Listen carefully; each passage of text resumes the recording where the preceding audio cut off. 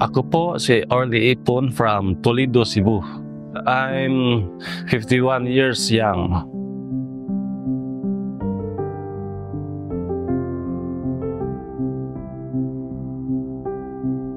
Una, yung sa theme ng exhibit ko, doon ako nakabase. Halimbawa, itong exhibit natin ngayon is about sceneries, landscape. So, doon naka-channel yung utak ko, anong gagawin ko. Sa mga lugar na napuntahan ko, doon ako nangunguha ng mga pictures. Kadalasan sa countryside, doon ko nangunguha ng inspiration and subject for painting para sa solo na to.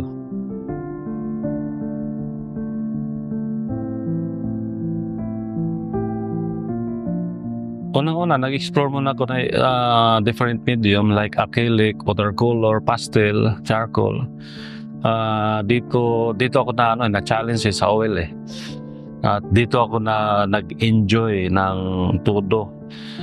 Mas dito ko nailabas yung satisfaction sa oil medium. Na-challenge ako sa oil dahil sabi nila madali lang yung oil medium compare sa watercolor, kasi dati yung medium ko watercolor, doon kadalasan yung painting ko or acrylic. Ngayon nung tinatry ko yung oil, mas nahirapan ako. Kala ko madali lang. So doon ko na-challenge, kaya inaral yung oil. Nung nakuha ko na yung karakter ng medium ng oil, na-inlove naman ako, na-gusto din ako nakakawala. Kaya hanggang ngayon oil na yung medium ko. Sa akin, hindi na ako nag-drawing. Diretso na yung brush ko, pintura na diretso, wala nang sketch.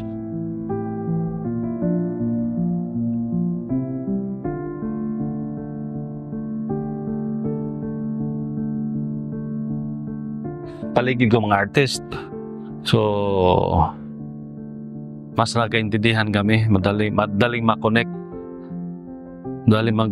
Kasi parang isang halos isang direction lang kami.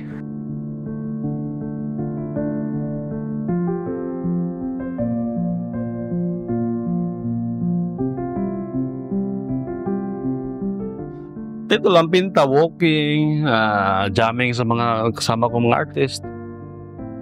Minsan nadahan kami dito.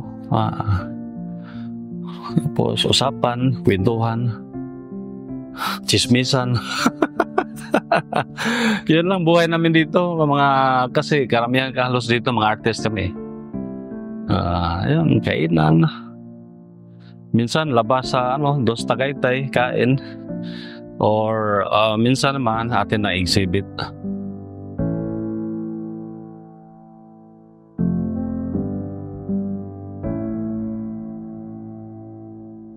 Ilang beses na tinanong sa akin, nahirapan pa rin sumagot.